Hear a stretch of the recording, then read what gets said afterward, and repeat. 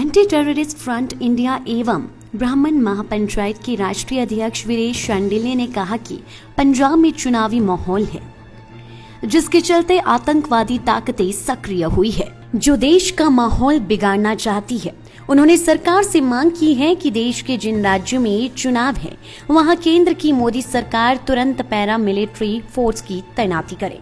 आज नाहन पहुंचे anti terrorist front India एवं ब्राह्मण महापंचायत के राष्ट्रीय अध्यक्ष वीरेश शांडिल्य ने मीडिया से रूबरू होते हुए उन्होंने कहा कि आज देश में आतंकवादी ताकतें सक्रिय हुई है, जिन्हें रोकने के लिए केंद्र की मोदी सरकार को सख्त फैसले लेने चाहिए।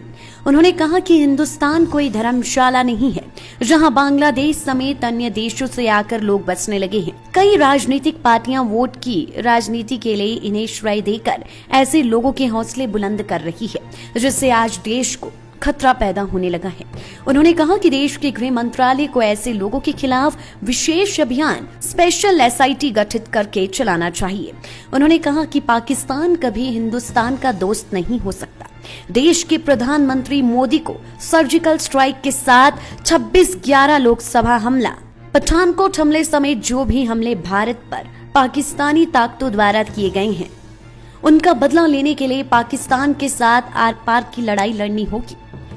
आज का मेरा एजेंडा, जो जैसे जैसे पंजाब में चुनाव नजदीक आ रहे हैं, वैसे पंजाब में फिर आतंकवादी ताकतें सिर उठा रही हैं। लुधियाना का ब्लास्ट होना, जिसमें वहां के DGP सिद्धार्थ चट्टोपाध्याय ने बिल्कुल स्पष्ट कहा कि पाकिस्तान का भी हाथ हो सकता है और खालिस्तानी ताकतों का भी हाथ हो सकता है और बब्बर खालसा का भी हाथ हो सकता है। मैं देश के गृह मंत्री अमित शाह जी से मांग करता हूं कि देश के गृह मंत्री अमित शाह जी, आप जिन राज्यों में चुनाव है वहां तुरंत जो है स्टेट में पैरामिलिट्री फोर्सेस को तैनात करें, और जो एक देश के अंदर एक नेशनल एंटी नेशनल एलिमेंट, एक राष्ट्रद्रोह लोग, एक असामाजिक तत्व जो एक न्यूसेंस कर रहे हैं, समाज को बांटने का काम कर रहे हैं, समाज में आग लगाने का काम कर रहे हैं, उनके खिलाफ हमें बहुत जबरदस्त फैसले लेने की जरूरत है। तो इसके अंदर हमारे एंटी टेररिस्ट फ्रंट इंडिया की मांग है कि देश में, हिंदुस्तान जो है वो एक धर्मशाला नहीं है। जो भी बाहर से लोग, बांग्लादेश से लोग आते हैं, उनके आधार कार्ड कैसे बन जाते हैं, उनके राशन कार्ड कैसे बन जाते हैं, उनके येलो कार्ड कैसे बन जाते हैं, सिर्फ पॉलिटिकल फायदे लेने के लिए, उनकी कोई आइडेंटिफिकेशन नहीं है। इस तरह के लोगों के खिलाफ एक विशेष अभियान जो है, देश के गृह मंत्रालय को एक स्पेशल SIT गठित करके जो जाए, हमारे हरियाणा में, पंजाब में, चंडीगढ़ में मुसलमान आबादी इतनी होगी, बांग्लादेशी इतने होंगे, तो वी आर नॉट सेफ, हमारा देश सेफ नहीं है। पाकिस्तान कभी हिंदुस्तान का दोस्त नहीं हो सकता। आज समय की जरूरत है कि मोदी जैसे प्राइम मिनिस्टर को सर्जिकल स्ट्राइक की बात करने की बजाय जो 26/11 है, जो पार्लियामेंट का हमला है, जो पठानकोट एयरबेस का हमला है, उनका बदला लेने के लिए भारत के प्रधानमंत्री नरेंद्र मोदी को पाकिस्तान के साथ आर पार की लड़ाई लड़नी होगी।